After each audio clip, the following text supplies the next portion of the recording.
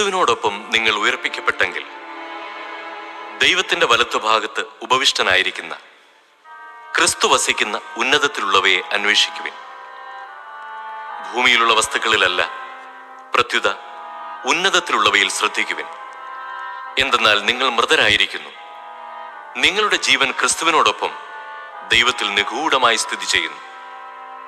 നമ്മുടെ ജീവനായ ക്രിസ്തു പ്രത്യക്ഷനാകുമ്പോൾ അവനോടുകൂടെ നിങ്ങളും മഹത്വത്തിൽ പ്രത്യക്ഷപ്പെടും.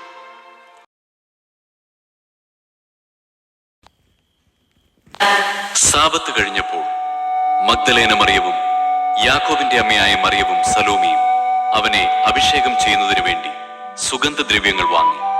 ആഴ്ചയുടെ ആദ്യ ദിവസം അതിരാവിലെ സൂര്യൻ ഉദിച്ചപ്പോൾ തന്നെ അവർ ശവകുടീരത്തിങ്കിലേക്ക് പോയി. അവർ തമ്മിൽ പറഞ്ഞു, ആരാണ് നമുക്ക് വേണ്ടി ശവകുടീരത്തിന്റെ വാതിൽക്കൽ നിന്ന് കല്ല് ഉരുട്ടി മാറ്റുക? എന്നാൽ അവർ നോക്കിയപ്പോൾ ആ കല്ല് ഉരുട്ടി മാറ്റിയിരിക്കുന്നു. അത് വളരെ വലുതായിരുന്നു താനും. അവർ ശവകുടീരത്തിനുള്ളിൽ പ്രവേശിച്ചപ്പോൾ വെള്ളവസ്ത്രം ധരിച്ച ഒരു യുവാവ് വലത്തുഭാഗത്തിരിക്കുന്നത് കണ്ടു. അവർ വിസ്മയിച്ചുപോയി. അവൻ അവരോട് പറഞ്ഞു, നിങ്ങൾ അത്ഭുതപ്പെടേണ്ട. കുരിശിൽ തറയ്ക്കപ്പെട്ട നസറായനായ യേശുവിനെ നിങ്ങൾ അന്വേഷിക്കുന്നു. അവൻ ഉയിർപ്പിക്കപ്പെട്ടിരിക്കുന്നു. അവൻ ഇവിടെയില്ല. നോക്കൂ, അവർ അവനെ സംസ്കരിച്ച സ്ഥലം.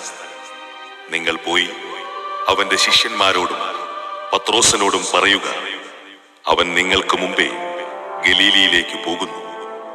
അവൻ നിങ്ങളോട് പറഞ്ഞിരുന്നത് പോലെ അവിടെ വെച്ച് നിങ്ങൾ അവനെ കാണും. അവർ ശവകുടീരത്തിൽ നിന്ന് പുറത്തിറങ്ങി ഓടി.